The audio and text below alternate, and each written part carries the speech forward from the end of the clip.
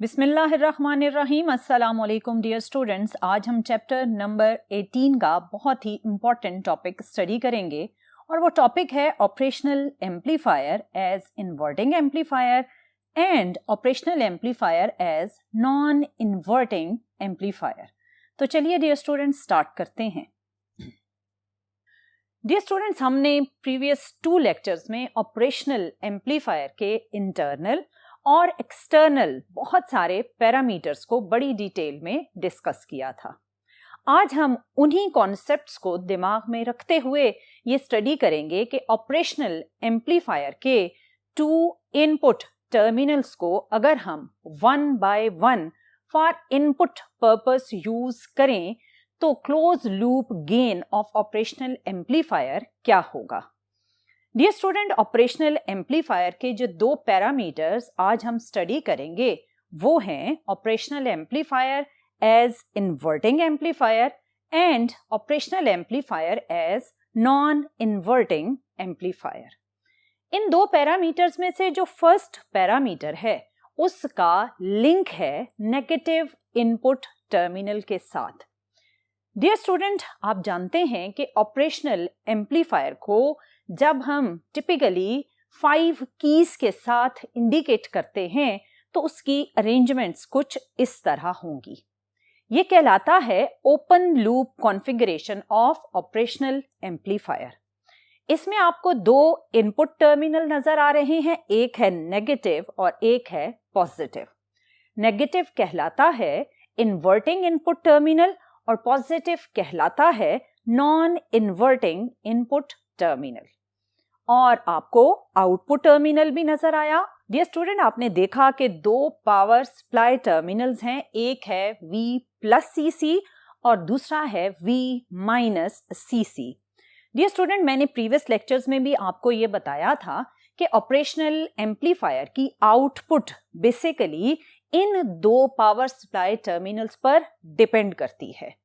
Output की जो range है वो है from -VCC to +VCC and according to our books power supply की वैल्यू है +12 volt and -12 volt. Dear student, जब हम टिपिकली ऑपरेशनल एम्पलीफायर का सिंबल ड्रॉ करते हैं तो इन 2 पावर सप्लाई टर्मिनल्स को शो नहीं किया जाता और इन 3 टर्मिनल्स के साथ ऑपरेशनल एम्पलीफायर का सिंबल शो किया जाता है। आज हम जो फर्स्ट स्टडी करेंगे वो स्टडी करेंगे operational amplifier as inverting amplifier. इसका मतलब ये कि हम इस नेगेटिव टर्मिनल पर इनपुट अप्लाई करेंगे और हमें आउटपुट कुछ इस तरह मिलेगी। डियर स्टूडेंट, आप ऑब्जर्व करें कि जो आपको आउटपुट मिली वो इनपुट के comparatively 180 degree out of phase है। क्या मतलब? अगर आप इनपुट के क्रस्ट को देखें तो आउटपुट पर वो ट्रफ बन चुका है और इनपुट पर वेव का जो ट्रफ है वो आउटपुट पर क्रस्ट बन गया। इसका मतलब कि जब आप नेगेटिव टर्मिनल पर इनपुट अप्लाई करते हैं तो output 180 degree out of phase भी जाती है और एम्पलीफाई भी हो रही है। ये सब कुछ कैसे होगा, इसको समझने से पहले हम थोड़ा सा रिकैप कर लेते हैं वर्चुअल ग्राउंड के कॉन्सेप्ट को। डियर स्टूडेंट, आपके पास इनपुट टर्मिनल का डिफरेंस हमेशा ऑपरेशनल एम्पलीफायर में आउटपुट पर डिस्प्ले होता है एम्पलीफाई होकर। अगर आपके पास पॉजिटिव टर्मिनल ग्राउंडेड है तो नेगेटिव टर्मिनल भी ग्राउंड पर चला जाएगा। ये कॉन्सेप्ट कहलाता है वर्चुअल ग्राउंड कॉन्सेप्ट। मैं रिपीट कर देती हूं कि अगर आप ऑपरेशनल एम्पलीफायर को यूज कर रहे हैं और आपने नेगेटिव टर्मिनल पर इनपुट अप्लाई करनी है और पॉजिटिव टर्मिनल को आप ग्राउंड करते हैं तो इसका फंक्शन कुछ इस तरह से होगा कि नेगेटिव टर्मिनल जो कि ग्राउंड पर नहीं है लेकिन उसका बिहेवियर बिल्कुल ग्राउंड की तरह हो जाएगा, यानी वो भी 0 वोल्ट की तरह ही बिहेव करेगा। क्योंकि नेगेटिव टर्मिनल ग्राउंड नहीं है लेकिन वो हमें लगेगा ऐसे कि वो ग्राउंड पर है, सो इस बिहेवियर को वर्चुअल ग्राउंड बिहेवियर बोला जाता है। ऐसा क्यों होता है? उसकी रीजन है high open loop gain of operational amplifier. Dear student, मैंने आपको प्रीवियस लेक्चर में बताया था कि जब आप ऑपरेशनल एम्पलीफायर की इस कॉन्फ़िगरेशन की बात करें तो ये कॉन्फ़िगरेशन कहलाती है open loop configuration of operational amplifier. इस ओपन लूप कॉन्फ़िगरेशन में अगर आप गेन फाइंड आउट करें तो गेन की इक्वेशन कुछ इस तरह से थी। इसमें AOL कहलाता है open loop gain of operational amplifier और VO इंडिकेट कर रहा है आउटपुट पोटेंशियल को, और डिनोमिनेटर में जो पैरामीटर्स हैं वो हैं V plus minus V minus, जो इनपुट टर्मिनल के पोटेंशियल डिफरेंस को इंडिकेट कर रहा है।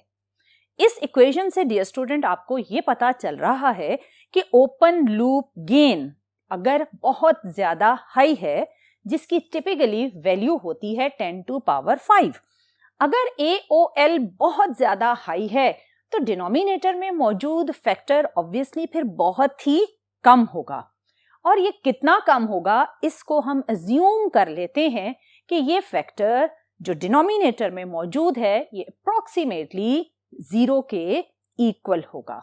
यहां से हम स्टार्ट करेंगे और ऑब्जर्व करेंगे कि वर्चुअल ग्राउंड का कॉन्सेप्ट मैथमेटिकली आप किस तरह ऑब्जर्व कर सकते हैं। तो चलिए dear student, op amp as inverting amplifier को समझने से पहले हम वर्चुअल ग्राउंड के कॉन्सेप्ट को मैथमेटिकली ट्रांसफॉर्म करके देखते हैं।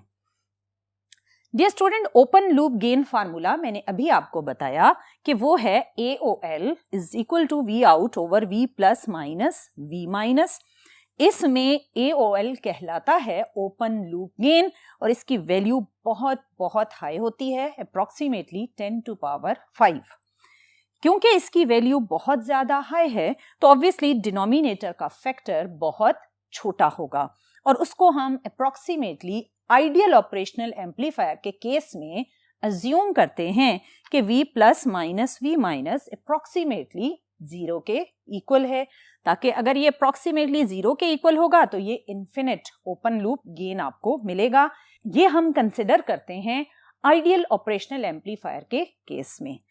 अगर ये 0 के इक्वल है तो आप V plus approximately V minus के इक्वल कर देंगे। ये इक्वेशन आपने याद रखनी है जब भी आप वर्चुअल ग्राउंड के कॉन्सेप्ट को माइंड में रिवाइंड करेंगे, क्योंकि अगर आप प्लस वाले टर्मिनल को ग्राउंड करें, जैसा कि आपने ऑब्जर्व किया कि हमने अभी प्लस वाले टर्मिनल को ग्राउंड किया है, तो ऑपरेशनल एम्पलीफायर के आउटपुट का फीडबैक रेजिस्टेंस के थ्रू कुछ ऐसा बिहेवियर होगा कि वो माइनस वाले इन्वर्टिंग टर्मिनल को भी 0 की तरफ मोड़ देगा। जब वो 0 होगा तो आपको लगेगा कि V माइनस और V प्लस दोनों 0 यानी दोनों सेम पोटेंशियल पर आ गए। इसकी एक और रीजन भी है। डियर स्टूडेंट, मैंने आपको प्रीवियस लेक्चर में बताया कि V माइनस और V प्लस के बीच में एक हाई इनपुट रेजिस्टेंस कनेक्टेड है, जिसे हाई इनपुट इम्पीडेंस भी कहा जाता है। इस हाई इनपुट रेजिस्टेंस की वजह से आपके पास V माइनस और V प्लस के बीच में पोटेंशियल डिफरेंस 0 हो जाता है। क्योंकि पोटेंशियल डिफरेंस 0 है, इसी वजह से ना तो प्लस से माइनस की तरफ कोई करंट फ्लो करता है और ना ही माइनस से प्लस की तरफ कोई करंट फ्लो कर पाता है। इस इंटरनल कैरेक्टरिस्टिक की वजह से हमें हेल्प मिलती है वर्चुअल ग्राउंड के कॉन्सेप्ट को जनरेट करने में। सो डियर स्टूडेंट, अभी अगर आप इसमें V प्लस को ग्राउंड कर देते हैं तो V माइनस जब आप इनपुट टर्मिनल के साथ कनेक्ट भी कर देंगे फिर भी वो आपको 0 वोल्ट पर ही मिलेगा। ये कॉन्सेप्ट कहलाता है वर्चुअल ग्राउंड कॉन्सेप्ट और इसके according if V plus is at ground then it means V plus is equal to 0। क्योंकि आप इस इक्वेशन में बता चुके हैं कि V प्लस और V माइनस इक्वल रहते हैं because of high open loop gain. क्योंकि ये इक्वल हैं, इसलिए अगर V प्लस 0 है तो ऑटोमेटिकली V माइनस भी कहाँ होगा, ये भी 0 वोल्ट पर ही होगा। सो V माइनस 0, ऑल्दो सर्किट में आपको V माइनस इनपुट पोटेंशियल के साथ कनेक्टेड नजर आ रहा है, लेकिन फिर भी वो हमें 0 वोल्ट का पोटेंशियल दे रहा होगा। इस बिहेवियर को क्या कहते हैं? This behaviour is called virtual ground. Dear student, virtual ground का कॉन्सेप्ट बेसिकली फीडबैक रेजिस्टेंस के थ्रू जनरेट किया जाता है। अगर आप ऑपरेशनल एम्पलीफायर को क्लोज लूप कॉन्फ़िगरेशन में देखें तो क्लोज लूप कॉन्फ़िगरेशन कुछ इस तरह से होगी। इसमें आपने देखा कि नेगेटिव टर्मिनल जो कि इन्वर्टिंग टर्मिनल है, उसके साथ आपने R1 के थ्रू इनपुट पोटेंशियल कनेक्ट किया और पॉजिटिव टर्मिनल को आपने ग्राउंड कर दिया, और इसी नेगेटिव इन्वर्टिंग टर्मिनल से आपने R2 के थ्रू जो कि फीडबैक रेजिस्टेंस है, आपने आउटपुट के साथ कनेक्शन को कंप्लीट किया। याद रखिएगा कि R2 जो कि फीडबैक रेजिस्टेंस है वो R1 के कंपैरेटिवली बिगर वैल्यू कैरी करता है। अब हम इस क्लोज लूप कॉन्फ़िगरेशन को ऑब्जर्व करेंगे और देखेंगे कि क्लोज लूप कॉन्फ़िगरेशन में अगर हम ऑपरेशनल एम्पलीफायर को कनेक्ट करते हैं तो क्लोज लूप गेन की वैल्यू क्या होगी। डियर स्टूडेंट, अभी तक हमने ये ऑब्जर्व किया कि जब आप ऑपरेशनल एम्पलीफायर के ओपन लूप कॉन्फ़िगरेशन में होते हैं तो आपके पास पॉजिटिव टर्मिनल अगर ग्राउंड पर है तो हाई ओपन लूप गेन की वजह से नेगेटिव टर्मिनल ऑटोमेटिकली ग्राउंड में चला जाएगा। फिर अगर आप इस नेगेटिव टर्मिनल के साथ इनपुट पोटेंशियल कनेक्ट भी कर दें, then no current will flow into और out of these input terminals because of high input impedance. Dear student, अब चलते हैं और देखते हैं कि अगर हम ऑपरेशनल एम्पलीफायर के इन्वर्टिंग टर्मिनल को क्लोज लूप कॉन्फ़िगरेशन में कनेक्ट करें तो क्लोज लूप गेन आप कैसे कैलकुलेट करेंगे। तो चलिए स्टार्ट करते हैं। डियर स्टूडेंट, मैंने अभी आपको क्लोज लूप कॉन्फ़िगरेशन दिखाई, दोबारा आप ऑब्जर्व करें तो ये है close loop configuration for inverting input terminal. अगर आपने इसका close loop gain find out करना है तो गेन का मतलब होता है ratio of output to input, which means कि आप ये कैलकुलेट करेंगे कि क्लोज लूप कॉन्फ़िगरेशन में output as compare to input कितनी एम्पलीफाई हुई है। डियर स्टूडेंट, अगर आपने ratio of output to input calculate करना है तो हम ऑब्जर्व करेंगे पॉइंट ए को। पॉइंट ए को अगर आप ऑब्जर्व करें और इस पॉइंट पर इंप्लीमेंट करें किरचॉफ करंट रूल या किरचॉफ फर्स्ट रूल, तो उसके अकॉर्डिंग पॉइंट ए पर incoming current must be equal to outgoing current. Incoming current which is coming through resistance R1 is I1 and this current will move through the resistance R2 which is I2. Dear student, point A पर जब ये current I1 पहुंचती है तो इस current का कोई भी पोर्शन नेगेटिव इन्वर्टिंग टर्मिनल की तरफ मूव नहीं करता, क्योंकि अभी मैंने आपको बताया कि वर्चुअल ग्राउंड कॉन्सेप्ट की वजह से, हाई इनपुट रेजिस्टेंस की वजह से आपके नेगेटिव इन्वर्टिंग टर्मिनल की तरफ कोई भी करंट फ्लो नहीं कर सकता। डियर स्टूडेंट, ये नेगेटिव टर्मिनल की तरफ अगर करंट नहीं जाएगा तो इसका मतलब ये होगा कि पॉइंट ए पर आने वाला सारा करंट I2 फॉर्म में R2 में से पास हो जाएगा और मूव करेगा towards the output terminal. Dear student, अगर हम पॉइंट ए पर किरचॉफ रूल इंप्लीमेंट करें तो वो कुछ इस तरह से होगा। आपने close loop gain find out करना है, जो मैंने अभी आपको बताया कि वो रेशियो है आउटपुट टू इनपुट, और इसको फाइंड आउट करने के लिए आप हेल्प लेंगे किरचॉफ फर्स्ट रूल की, और आप Kirchhoff first rule point A पर इंप्लीमेंट कर रहे हैं। पॉइंट ए पर जो इनकमिंग करंट है वो है I1 और जो आउटगोइंग करंट है वो है I2। I1 की वैल्यू क्या है? आप सर्किट को दोबारा देखें।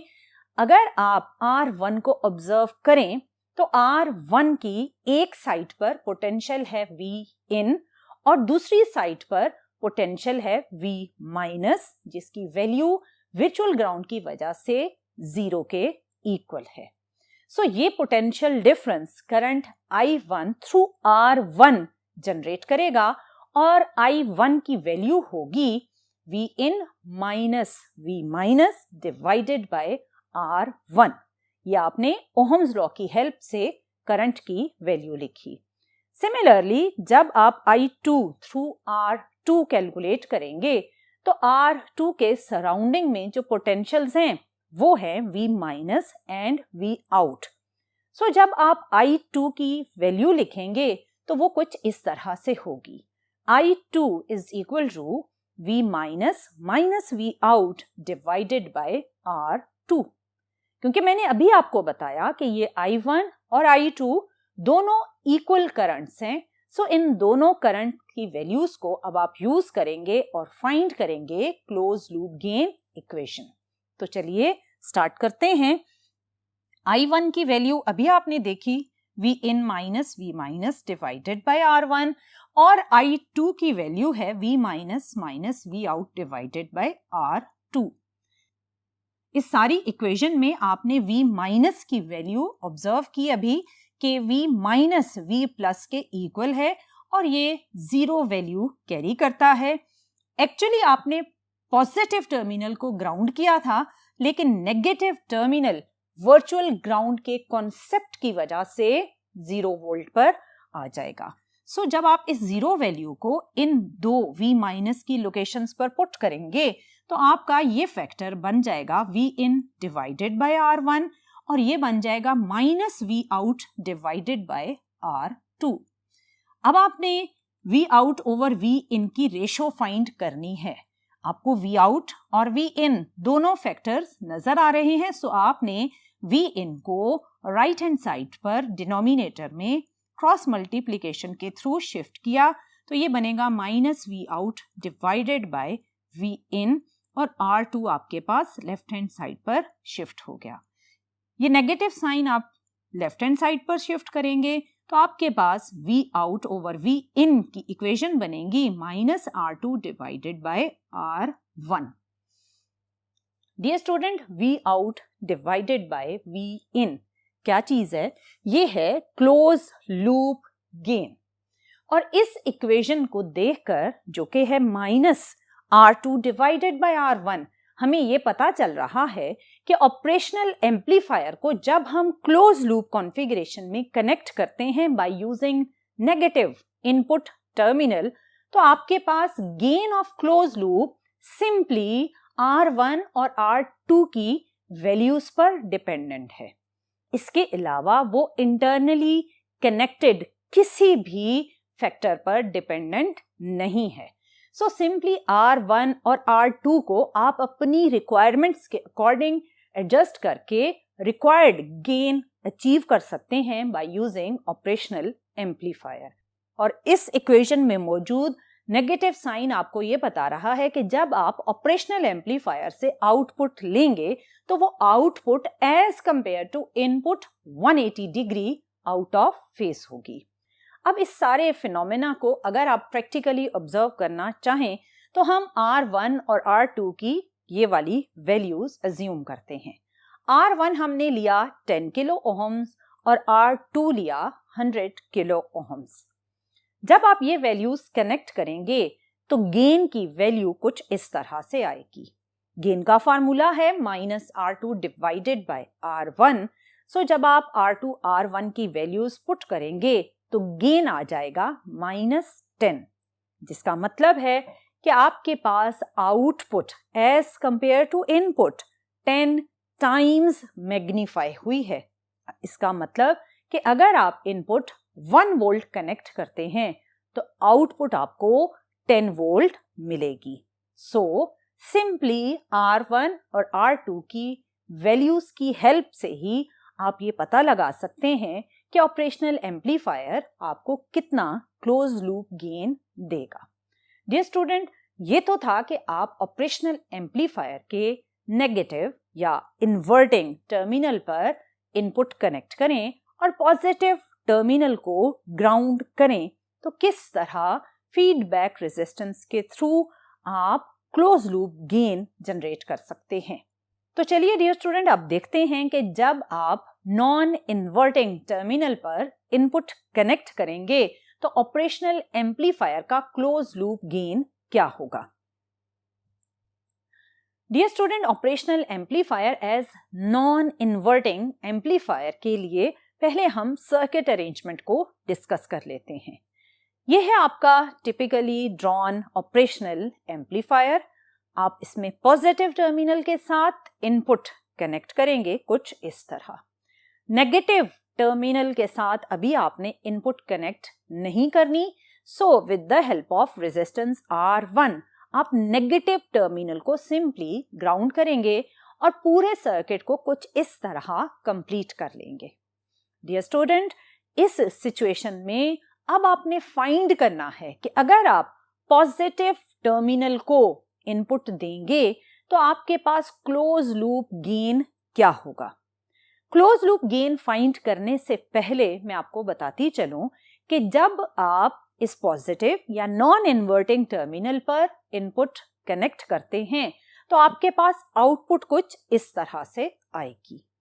आपने ऑब्जर्व किया कि आउटपुट सिंपली एम्पलीफाई हुई है, इसमें आपको कोई भी फेज चेंज नजर नहीं आ रहा। इनपुट का क्रस्ट आउटपुट पर भी क्रस्ट ही है और इनपुट का ट्रफ आउटपुट पर भी ट्रफ ही है। इसका मतलब कि जब आप नॉन इन्वर्टिंग टर्मिनल को यूज करते हैं तो आपका मकसद सिर्फ एम्पलीफिकेशन होता है, फेज चेंज नहीं होता, क्योंकि इस केस में 0 डिग्री फेज चेंज है, यानी कोई भी फेज चेंज आउटपुट का as compare to input generate नहीं हुआ।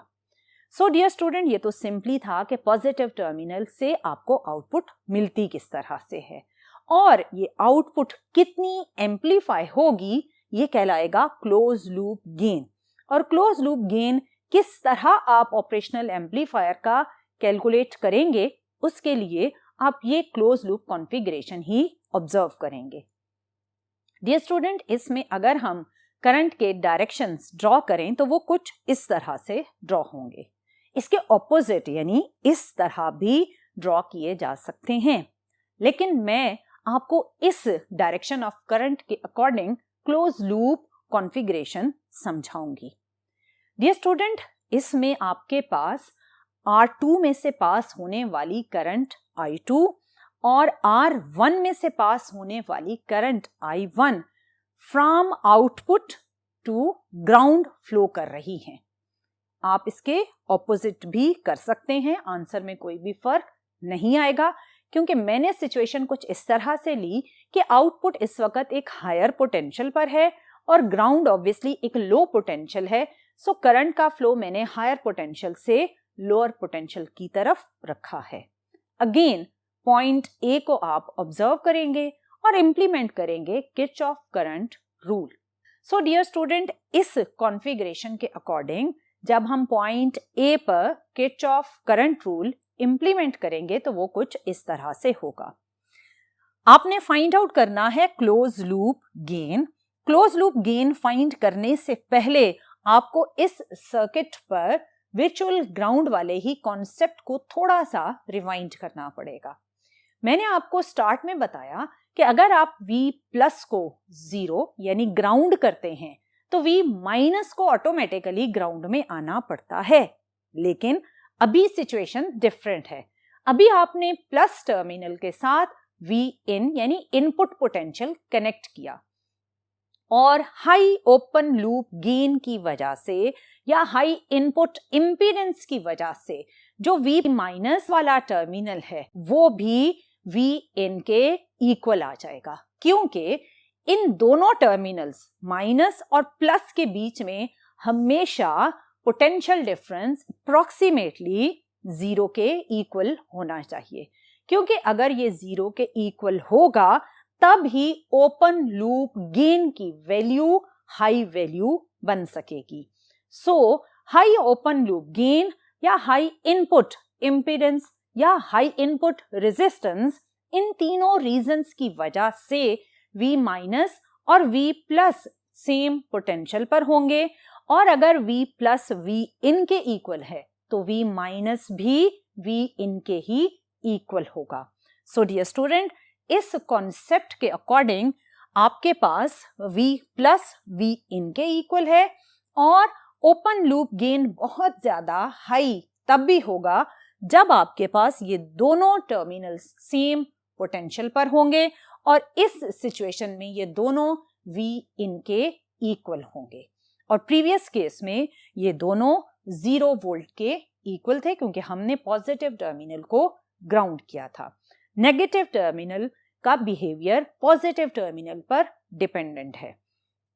अभी अगर आपने close loop gain find out करना है तो इस पैरामीटर को दिमाग में रखिएगा, और हम यूज करेंगे किरचॉफ करंट रूल, और इनकमिंग करंट एट पॉइंट ए को इक्वेट करेंगे आउटगोइंग करंट एट पॉइंट ए। और कैसे हम close loop gain find out करेंगे वो हम अब डिस्कस करते हैं। तो चलिए क्लोज लूप गेन की डेरिवेशन स्टार्ट करते हैं। डियर स्टूडेंट, इनकमिंग और आउटगोइंग करंट्स को कंपेयर करने के लिए हम हेल्प लेंगे ओहम्स लॉ की। अगर आप incoming current at point A देखें तो वो है I2। I2 की value by using Ohm's law अगर हम कैलकुलेट करें तो वो होगी V out minus V minus divided by R2। और अगर हम R1 में से पास होने वाली I1 जिसे हम आउटगोइंग करंट कह रहे हैं वो कैलकुलेट करें बाय यूजिंग ओहम्स लॉ, तो उसकी वैल्यू है V minus minus V ground divided by R1। सो इन दोनों I1 और I2 की वैल्यूज को अब हम यूज करेंगे और फाइंड आउट करेंगे close loop gain of operational amplifier. तो चलिए देखते हैं। अभी आपके पास I2 और I1 की जो वैल्यूज थी वही मैंने यूज की। I2 की वैल्यू है V out minus V minus divided by R2, और I1 की वैल्यू है V minus minus V ground divided by R1। इसमें आपके पास जो नेगेटिव पोटेंशियल है या नेगेटिव टर्मिनल का जो पोटेंशियल है वो इनपुट पोटेंशियल के इक्वल होगा, क्योंकि ये बात मैंने अभी आपको बताई कि दोनों इनपुट टर्मिनल्स सेम पोटेंशियल पर होने चाहिए because of high open loop gain. So आपका V माइनस V इन के इक्वल है और V ग्राउंड ऑब्वियसली 0 के इक्वल होगा। सो यहाँ आप 0 पुट करेंगे और इन दो जगहों पर जहां V माइनस है आप यूज करेंगे V इन को। सो V out minus V in divided by R2, और ये हो जाएगा V in minus 0 divided by R1। यहाँ हम हेल्प लेंगे क्रॉस मल्टीप्लिकेशन की। ये R2 इस साइड पर मैं शिफ्ट कर लूंगी तो ये बनेगा R2 डिवाइडेड बाय R1, और ये V इन मैं इस साइड पर लेफ्ट हैंड साइड के डिनोमिनेटर में शिफ्ट करूंगी। तो आपके पास जो इसकी रीअरेंज फॉर्म बनेगी वो बनेगी R2 divided by R1 and V out minus V in divided by V इन। इसमें ये दो टर्म्स मैं स्प्लिट कर लूंगी, तो स्प्लिटिंग से आपके पास V out divided by V in minus V in divided by V इन, ये दोनों टर्म्स आपस में कैंसिल हो गई, तो आपके पास -1 का फैक्टर होगा। लेकिन ये क्या है? ये है आपके पास ratio of output to input, जिसे आप कहते हैं gain of close loop configuration. So आप V out divided by V in को G which is the symbol for gain और -1 यहां पर लिखेंगे, तो आपके पास गेन की इक्वेशन कुछ इस तरह से चेंज हो जाएगी। आप इस -1 को लेफ्ट हैंड साइड पर शिफ्ट करेंगे तो गेन की इक्वेशन बनेगी 1 plus R2 divided by R1। अगर आप याद करें तो अभी मैंने आपको नेगेटिव इनपुट टर्मिनल को जब यूज किया था तो बताया था कि क्लोज लूप कॉन्फ़िगरेशन है -R2 divided by R1 gain के अकॉर्डिंग। डियर स्टूडेंट, जब आप नेगेटिव टर्मिनल को एज इनपुट यूज करते हैं तो गेन की इक्वेशन बताती है कि एम्प्लीफिकेशन के साथ साथ फेज चेंज भी होगा क्योंकि नेगेटिव साइन आता है। लेकिन इसमें आपके पास राइट हैंड साइड पर कहीं पर भी नेगेटिव साइन नहीं है, ये है simply 1 + R2 divided by R1।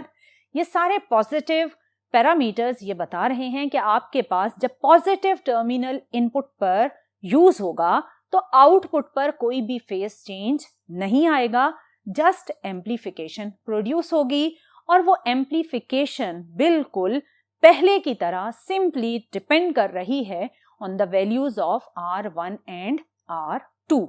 यानी चाहे आपने नेगेटिव टर्मिनल यूज करना है चाहे आपने पॉजिटिव टर्मिनल को यूज करना है, गेन हमेशा क्लोज लूप में कनेक्टेड R1 और R2 रेजिस्टेंस की वैल्यूज पर डिपेंड करता है। सो आप बड़े आराम से R1 और R2 की वैल्यूज को एडजस्ट कर सकते हैं according to the requirement of gain.